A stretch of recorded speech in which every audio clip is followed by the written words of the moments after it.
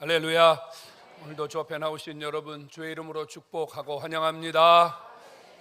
우리는 지난 이틀 전에 광복 80주년을 맞았습니다. 광복 80년, 일본 사람들이 우리나라를 정복하고 35년 6개월 동안을 지배했습니다. 지긋지긋한 생활이죠. 억압되고 짓눌리고 포로된 삶을 수십 년을 살았습니다. 1945년 8월 15일 광복을 맞기까지 정말로 수많은 사람들이 이 광복의 기쁨을 얻기 위한 대가를 지불했습니다. 수많은 사람들이 피를 흘렸고 목숨을 바쳤습니다. 이 정치적 해방을 막기까지 엄청나게 많은 사람들의 목숨이 값으로 지불되어서 우리가 해방을 맞았습니다. 1945년 8월 15일 그토록 사람들이 고대했던 대한독립 만세를 불렀습니다.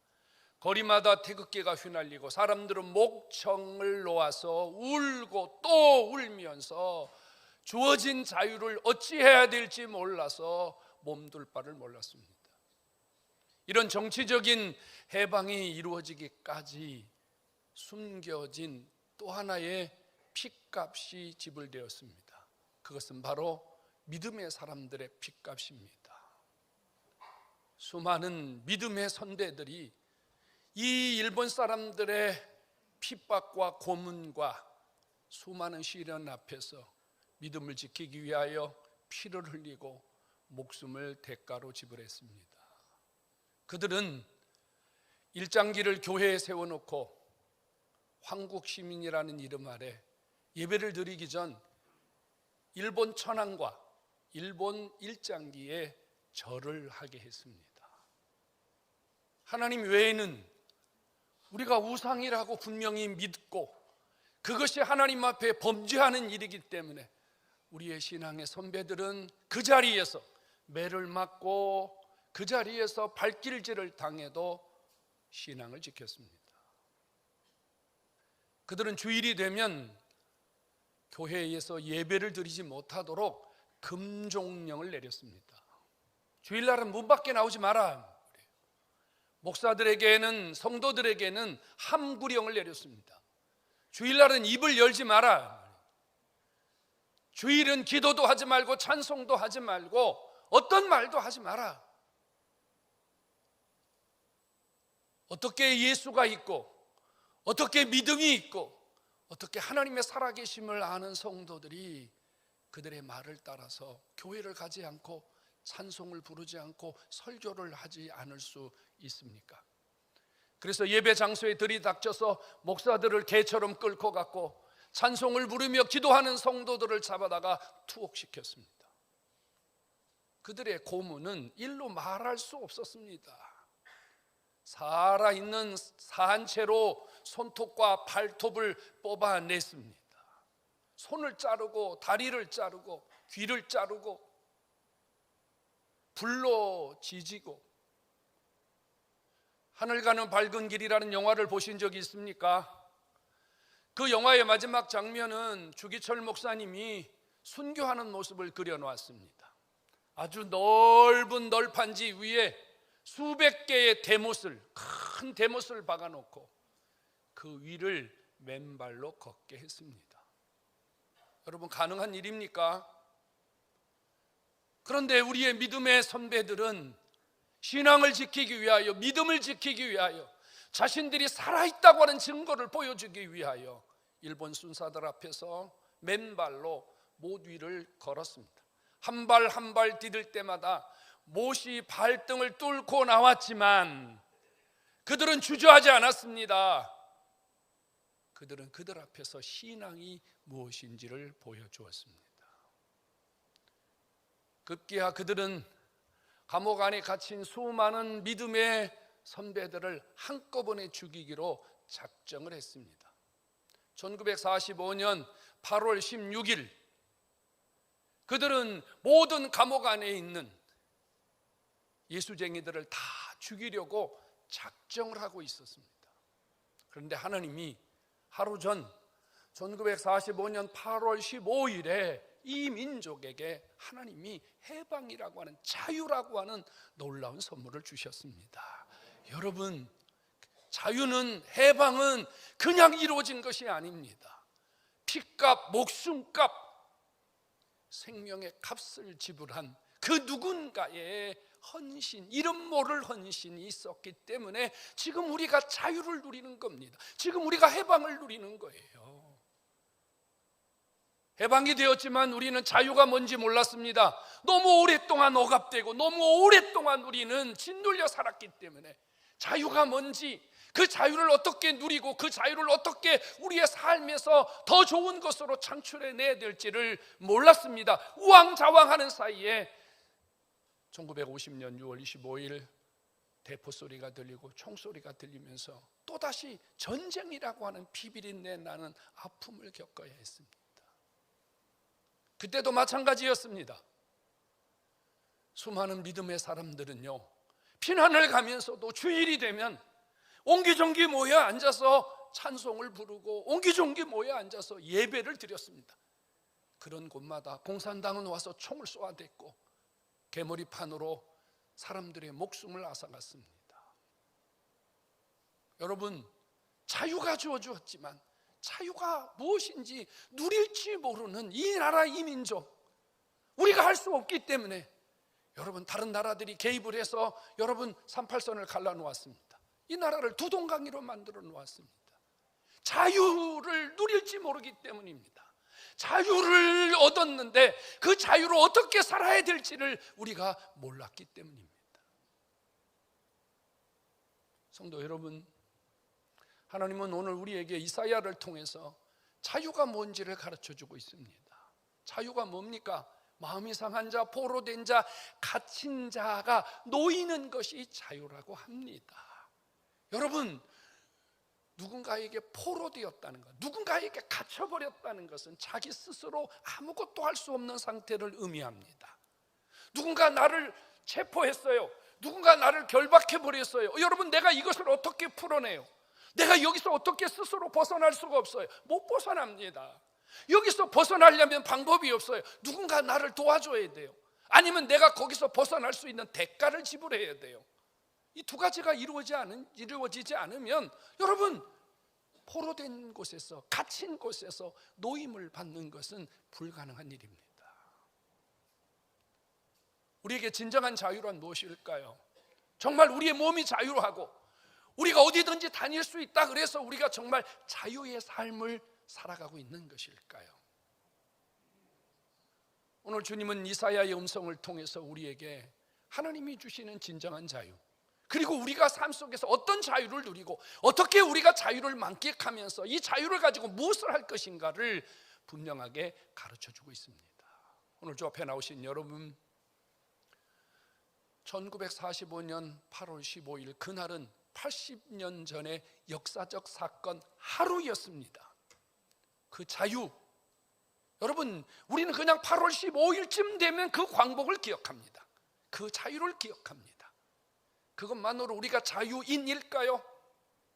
우리에게 매일 자유, 매일 해방, 매일 우리의 삶에서 노임을 받는 진정한 자유가 우리에게 필요하지 않을까요? 우리에게 진정한 자유란 무엇일까요?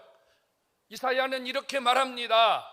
마음이 상한 자에게, 포로된 자에게, 갇힌 자에게 치료가 일어나고 노임이 일어나고 자유가 일어나는 것은 두 가지가 필요하다고 말해요. 하나는 하나님의 영이 우리 안에 기름을 부어 주셔야 되고, 또 하나는 아름다운 소식을 들어야 한다고 말합니다. 여러분, 하나님의 영이 우리에게 기름 부음을 하신다는 것은 무슨 뜻일까요? 성령님이 우리 안에 오셔서 우리 안에 있는 모든 것들을 그분이 풀어주시고 다스려 주시고 그분이 정리해 주셔야 우리에게 참 자유가 임한다는 사실을 믿으시기 바랍니다. 여러분, 자유는 어디서 임합니까? 아름다운 소식을 들어야 된대요. 여기서 말하는 아름다운 소식은 무엇입니까?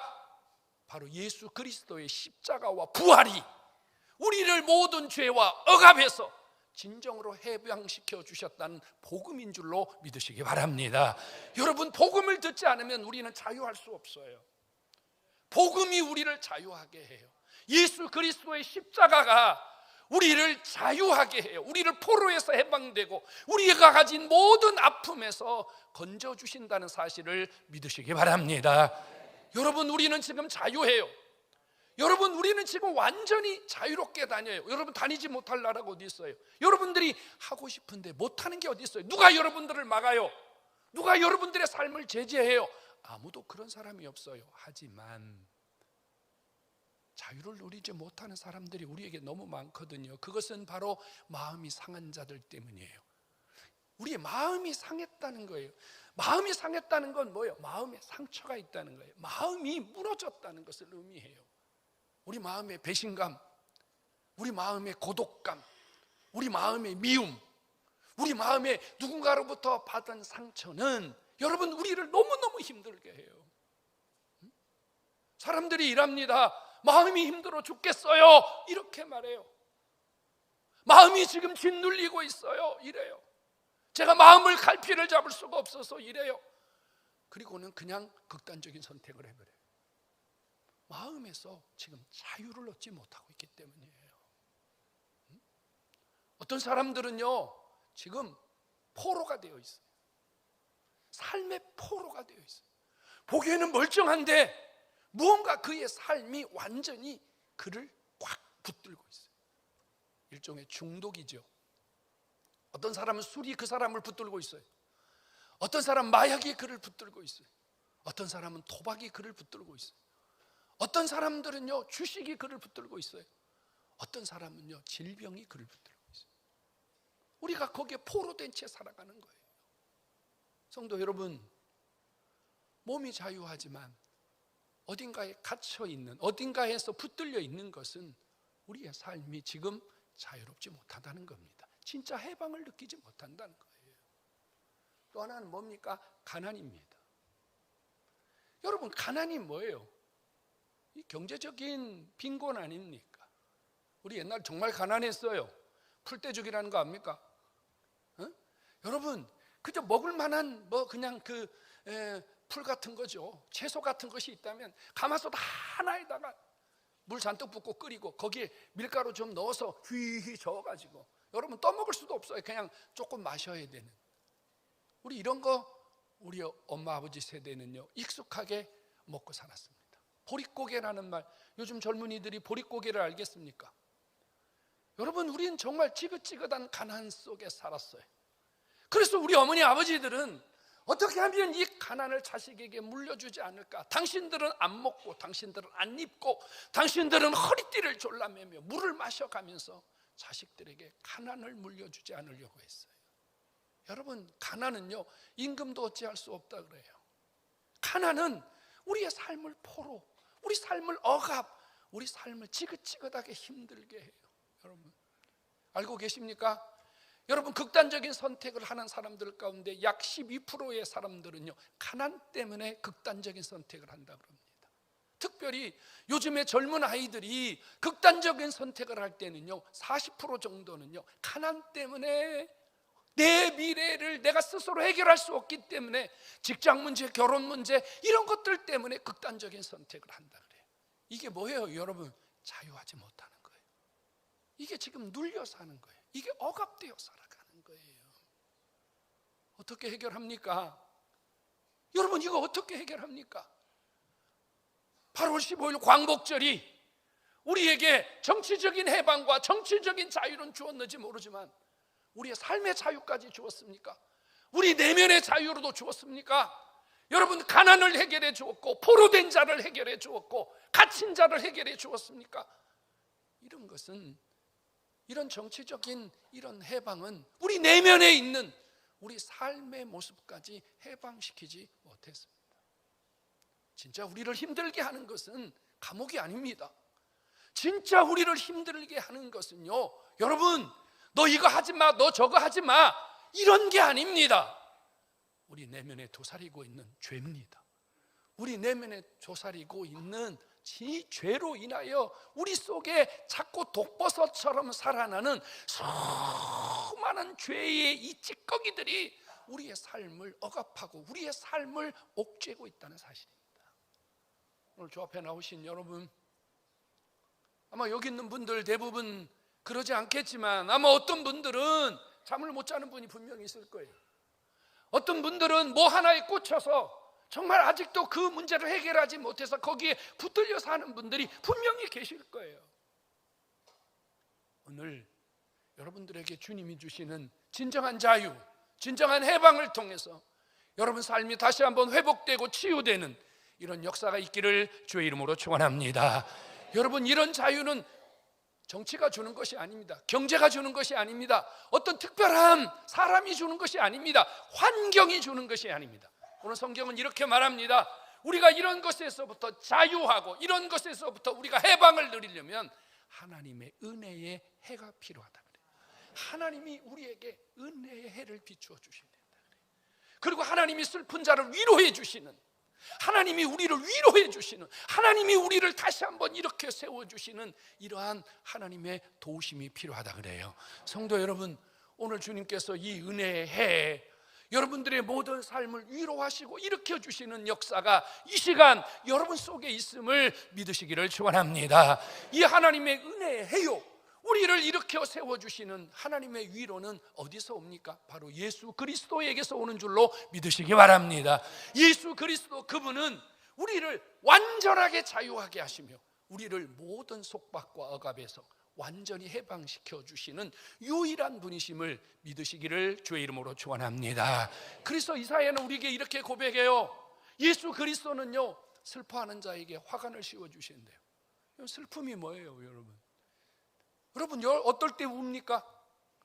여러분, 어떨 때 울어요? 속상해서 웁니까? 우리가 대부분 눈물을 흘릴 때는 언제냐면요, 내 힘으로 할 수 없을 때예요. 사고가 났어요. 사건이 벌어졌어요. 근데 내 힘으로, 내 방법으로 안 될 때, 그때 우리는요, 폭폭하니까, 답답하니까 그때 우리가 우는 거예요. 그때 주님이 우리에게 은혜를 주시면, 그때 주님이 우리에게 다가오시면 걱정 마라, 이 문제는 내가 해결할게, 이 문제는 내가 알아서 할게, 너 힘내라. 그러면서 낙심하고 실망하고 좌절해 있는 나에게 하나님이 꽃다발을 주시면서 너는 이것 가지고 힘내, 나머지는 내가 할게. 여러분, 이것이 주님이 주시는 진정한 위로와 해방인 줄로 믿으시기 바랍니다. 주님이 이런 분이세요. 우리가 울고 있을 때, 우리가 절망하고 있을 때, 그래 너 실컷 울어라, 이게 아니에요. 일어나와, 너 일어서, 너 이거 내가 너한테 꽃다발 하나 줄 테니 너 이거 가지고 너는 기뻐하면서 즐거워하면서 있어. 저건 내가 해결해 줄게. 여러분, 주님이 주시는 자유, 주님이 주시는 진짜 해방은요, 은혜의 손길이요, 위로의 손길이요, 우리가 어찌할 수 없을 때 주님이 우리의 모든 삶을 만져주시는 정말 복이 우리 속에 임하는 줄로 깨닫기를 축원합니다. 여러분, 제 대신 기쁨을 주신대요. 여러분, 이스라엘 백성들은요, 잿구더미에 앉아서 죄를 뿌릴 때가 있어요. 언제 죄를 뿌리는 줄 아세요? 절망감을 느낄 때입니다. 죄를 지어서 내가 이 죄로 인해서 아무것도 할 수 없다, 이 죄가 나를 고통스럽게 했다고 느낄 때 회개의 죄를 뿌립니다.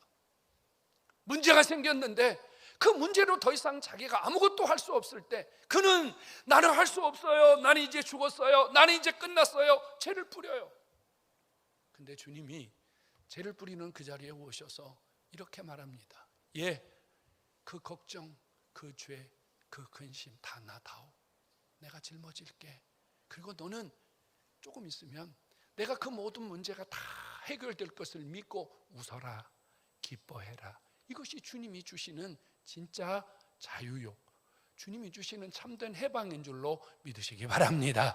여러분, 정말 우리 삶에서 그럴 때가 있잖아요. 여러분, 우리가 정말 죄를 뿌리지 않지만 우리의 입에서요, 나 끝났어요, 나 망했어요, 나 더 이상 할 수 없어요, 마치 죄를 뿌리듯이 우리 인생이 이렇게 여러분 혼란스러울 때가 있거든요. 이때 주님이 우리에게 자유를 주십니다. 이때 주님이 그 문제에서, 그 속박에서 우리를 풀어주십니다. 믿으시기를 축원합니다. 여러분, 우리가 힘들고 지칠 때 우리 입에서 자주 나오는 말이 뭡니까? 나 죽겠어요, 나 힘들어요, 나 어찌할 바 모르겠어요, 왜 내 주변에는 맨날 이런 일만 생기는지 모르겠어요. 우리 입에서 투덜투덜 원망 그잖아요. 근데 주님이 일합니다. 너 수고하고 무거운 짐이 있느냐? 다 내게로 가져오너라. 그럼 내가 다 질 것이고, 그 다음에 너는 찬송을 불러라. 주님이 찬송의 옷을 입혀주신다 그래요. 찬양의 옷을 입혀준다 그래요. 성도 여러분, 옷이 뭐예요? 옷은요, 그 사람이 누군가를 말해주는 신분을 의미하는 거예요. 성가대가 가운을 입고 앉아 있어요. 왜요? 성가대니까요. 이 사람들의 신분을 말하는 거예요. 군인은 군복을 입고 다녀요. 그 사람의 신분을 말하는 거예요. 경찰은 경찰 옷을 입고 다녀요. 신분을 말하는 거예요. 여러분, 병원에 갔는데 의사가 가운을 입지 않고 그냥 돌아다니 보세요. 저분이 의사인지 환자인지 어떻게 구분을 해요? 여러분들의 입에서 아이고 죽겠네, 아이고 미치겠네, 아이고 돌아삐겠네 이렇게 하지 않고, 여러분들의 입에서 주님을 향해서 찬양이 나오고 즐겁게 흥얼흥얼 주님을 향한 기쁨의 소리가 나오면, 그때 하나님이 이 친구는 내 자녀구나, 이 사람은 내가 살려낸 하나님의 자녀구나, 여러분들의 찬송 소리를 들으시고 여러분 삶에 더 깊은 은혜로 여러분들에게 찾아오시는 줄로 믿으시기를 축원합니다. 성도 여러분, 예수 안에 진짜 자유가 있어요.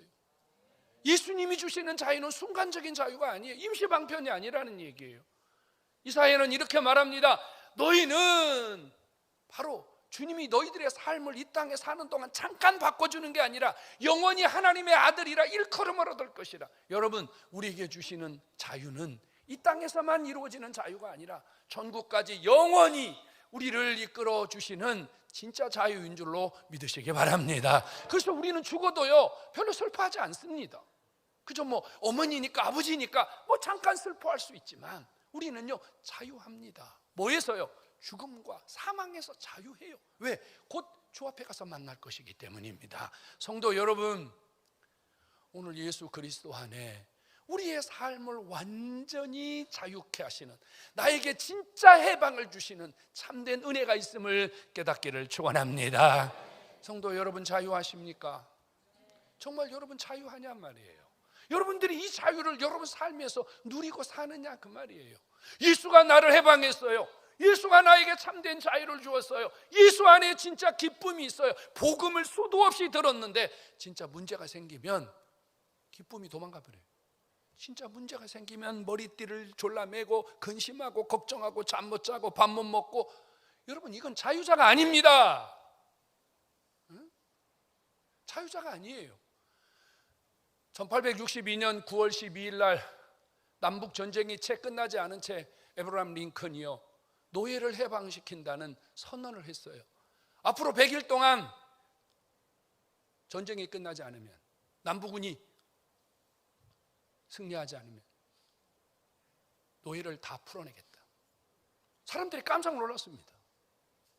근데 정말로요 아브라함 링컨이요 1863년 1월 1일 정식으로 노예가 폐지됐음을 선언했습니다.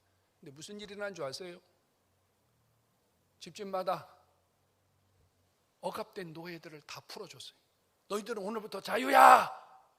근데 평생 노예로 살던 이 노예들이 자유를 주었는데 자유를 누리지 못하는 거예요. 주인 눈치를 보고 사람들 눈치를 보고 누군가 야! 하고 소리를 지르면 얼른 바닥에 엎드리고, 자유자인데 해방시켜 주었는데, 여러분 노예가 자유를 주었는데 여전히 노예로 사는 거예요. 그래서 1865년 무슨 일이 일어났어요? 헌법 13조 수정을 해가지고 법적으로 앞으로 이 나라에 노예 없다. 그리고 법으로 그냥 딱 만들어 버렸어요. 그런데도 여전히 노예로 사는 사람들이 너무 많다라는 거예요. 여러분 어때요? 나는 예수 안에서 정말 자유자입니까? 여러분 삶에서 예수가 주시는 자유를 정말 누리고 삽니까? 노예처럼 죄인처럼 억눌린 자, 포로된 자, 억압된 자의 삶으로 살지 않습니까? 여러분 스스로에게 오늘 질문해 보십시오. 나는 누구입니까? 나는 어떤 삶을 살아가고 있습니까? 자유를 주셨는데 자유를 누리지 못한다면 내게 주신 자유는 무슨 의미가 있습니까? 자유는 누리는 거예요. 여러분, 누리지 못하는 자유는 아무 소용이 없습니다. 아무 소용이 없어요. 응? 이 사람들이요, 이 일에 중독돼 있잖아요. 막 삶에 막 이런 스트레스들로 얼마나 사람들이 힘들게 살아요. 그래서 당신들 좀 쉬세요. 당신들 좀 쉬세요. 그러는데 한국 사람들은 쉴 줄을 몰라요. 사실 저도 잘 못 쉬어요. 쉴 줄을 몰라요. 좀 쉬세요. 못 쉬어요. 여러분, 이거는 우리가 잘 사는 겁니까? 잘못 사는 겁니까? 잘못 사는 거예요. 오늘부터 바꿉시다. 성도 여러분, 우리가 자유자입니다. 우리는 해방자입니다. 그렇다면 오늘 이 시간부터 우리는 자유를 누리는 당당한 그리스도인의 삶이 되기를 주의 이름으로 축원합니다. 여러분, 로마서 8장 1절과 2절은 이렇게 말합니다. 그러므로 예수 그리스도 안에 있는 자에게는 결코 정죄함이 없나니 예수 그리스도 그분이 우리를 죄와 사망의 법에서 완전하게 해방하셨음을 믿으시기 바랍니다. 여러분, 이 선언은 누구를 향한 선언입니까? 나를 향한 선언입니다. 힘드세요? 좀 마음이 불편하세요? 뭔가 여러분 삶 속에 막 이것저것 안 되세요? 이때 여러분들이 주님 앞에 해야 할 고백이 뭐냐면, 나는 이 죄와 사망의 법에서, 이 악한 환경에서, 이 불편한 환경에서 완전히 예수가 해방시켜 주셨다. 여러분, 이 복음이 여러분 스스로의 입에서 선포되고, 이 복음이 여러분들이 누리는 복음이 될 때 자유의 기쁨, 해방의 기적이 일어날 줄로 믿습니다. 선포하십시오. 나는 해방자입니다. 1945년에 태어난 사람들은요, 나는 해방둥입니다 이러더라고요. 그러면 그때 태어난 것만으로 그분들은 자유자입니까? No, 아니잖아요. 여러분, 1945년에 태어났다 그래서 그 사람이 자유자입니까? 아니라니까요. 자유를 누리며 살아야 자유자가 되는 거예요.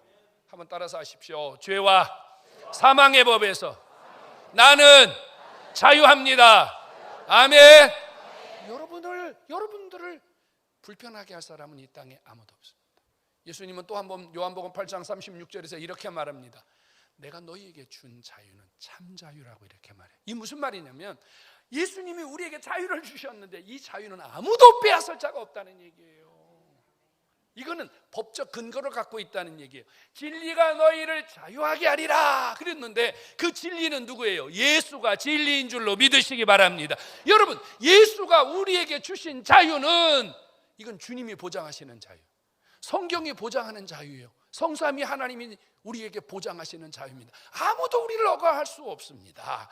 그래서 바울이 얼마나 멋진 고백을 합니까? 하늘에 있는 것이나 땅에 있는 것이나 환난이나 기근이나 사망이나 위험이나 칼이나 이 땅의 그 어떤 것으로도 하나님 우리 아버지가 우리에게 주신 이 자유, 이 사랑에서 끊어낼 자가 없느니라 믿으시기 바랍니다. 여러분, 걱정하지 마세요. 좀 제발. 여러분 너무 그렇게 막 삶에 짓눌려 가지고 그리스도인의 자유된 삶을 여러분 빼앗기지 마세요. 여러분, 아무 일도 안 일어나요. 여러분들은 자유자예요. 주님이 울타리가 되시고 주님이 여러분 삶을 책임지고 계심을 믿으시기 바랍니다. 독립을 위해서 목숨을 바치고 독립을 위해서 싸운 사람들을 뭐라고 불렀어요? 독립투사라고 불렀습니다. 독립투사예요. 독립투사. 너무 익숙하잖아요, 여러분. 얼마 전에 그 영화도 나왔잖아요. 안중근 영화도 나왔잖아요. 응? 여러분, 독립을 위해서 싸운 사람은 독립투사입니다. 이제 우리는 어떤 삶을 살아야 됩니까? 자유투사로 살아야 됩니다. 자유투사. 내가 자유하니 당신도 좀 자유하십시오. 예수 그리스도의 아름다운 십자가의 복음을 전해서 여러분 억울하고 얽매이고 세상에 짓눌려 사는 저들에게 여러분들이 가서 자유를 선포하고 여러분들이 저들을 자유하게 하는 자유의 투사들이 되기를 주의 이름으로 축원합니다. 얼마나 멋있어요, 여러분. 저들의 근심과 걱정, 저들의 삶에 찌든 문제들 누가 풀어줄 수 있어? 여러분들의 입에서 선포되는 복음이 저들을 완전히 해방시키는 거예요. 저들을 자유하게 하는 거예요. 한번 따라서 합시다. 나는 오늘부터 누구라고요? 예, 자유의 투사입니다. 독립투사보다 더 위대한 자유의 투사입니다. 성도 여러분, 1945년 8월 15일은 그날입니다. 광복의 그날입니다. 이제 우리가 살아가는 이 땅의 자유, 진정한 해방은요, 계속되어야 할 자유, 계속 풀어줘야 할 해방인 줄로 믿으시기 바랍니다. 여러분들이 자유의 투사가 되어서 오늘부터 계속해서 누군가에게 광복을 주고 계속해서 누군가에게 자유를 주어서 여러분들을 통해서 이 땅에 나는 자유합니다, 나는 행복합니다, 이렇게 삶의 기쁨을 회복하는 하나님의 사람들이 많이 늘어나기를 예수의 이름으로 축원합니다.